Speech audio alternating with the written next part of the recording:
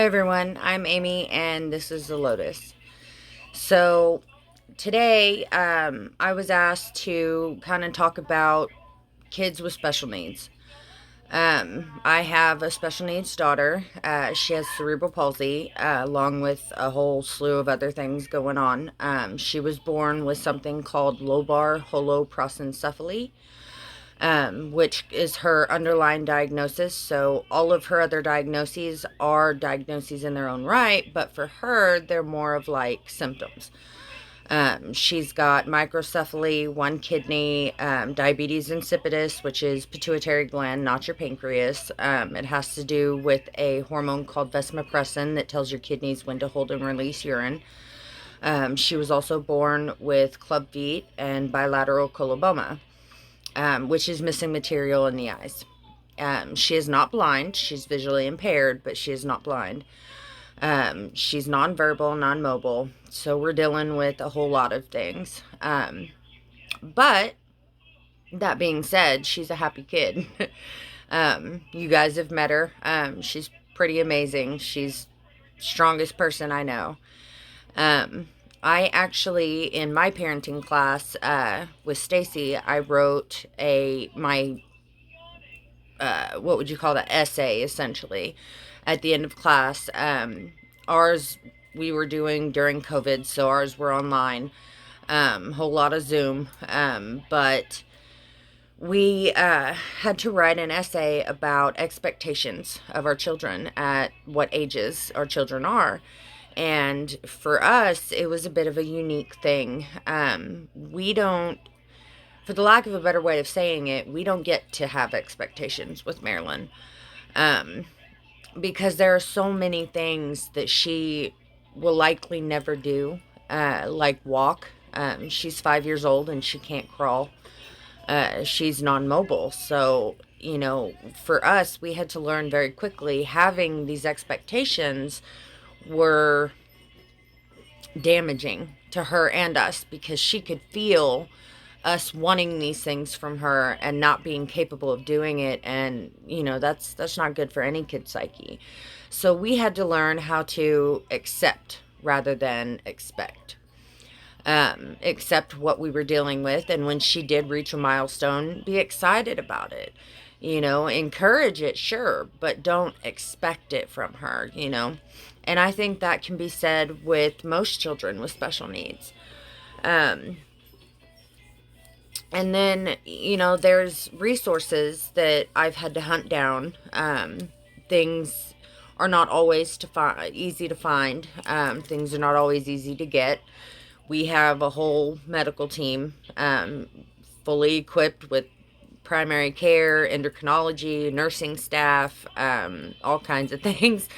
Ophthalmology, I mean, you name it, we probably have it aside from cardio and pulmonology. Those are the only two we don't have.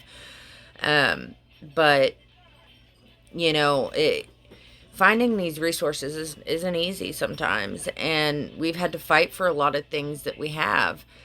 And it wasn't easy, but we got there. You can't give up hope because there's always a light at the end of the tunnel.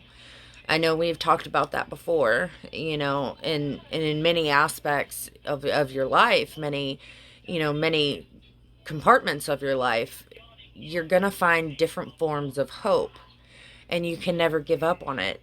It doesn't matter if it has to do with your addiction. It doesn't matter if it has to do with your children. It doesn't matter if it has to do with your relationships with yourself or with your partner. Hope applies to every aspect of your life, and I know with special needs kids, it's hard. It really is. I know. I've been a special needs mom since I was 17 years old. I was trach and ventilator trained at 17, so I've been doing this over half of my life. It's all I know. Being a special needs mom is all I know. One of the things my son says is differently abled. He says, I'm not disabled, I'm differently abled. And I think that is absolutely true. And I think that is a beautiful way of putting it. You know, Teaching our children that there's not anything wrong with them, they're just different. And that's okay. That is perfectly okay. They are amazing just the way they are. And finding that hope and holding on to it sometimes is easier said than done. And I understand you're not alone. You're never ever alone.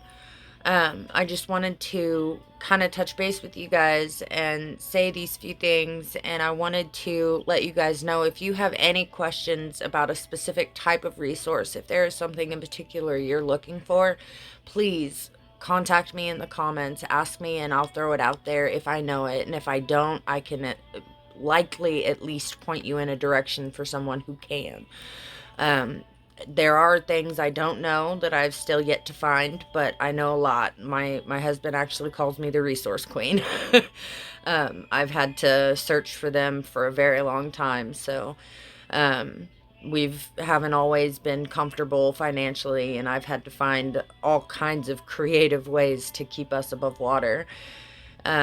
But if you have any questions, please feel free to contact me in the comments, and I'll get back to you as soon as I possibly can. Just remember, guys, accept, don't expect, and never give up hope. Always encourage, and always let your children know, hey, there is beauty in everything, no matter what it is. They're not broken, they're not damaged, they're still beautiful. They're just beautiful in a different way. So I hope this helps. I hope this encourages some of you guys, and I hope it brings you hope. And like I said again, I can't reiterate it anymore. If you have any questions or need any kind of resource, please let me know. I will definitely do my best to find it or find someone who can. So like, subscribe, and check out my videos. Thanks, guys. Stay positive. Be a Lotus.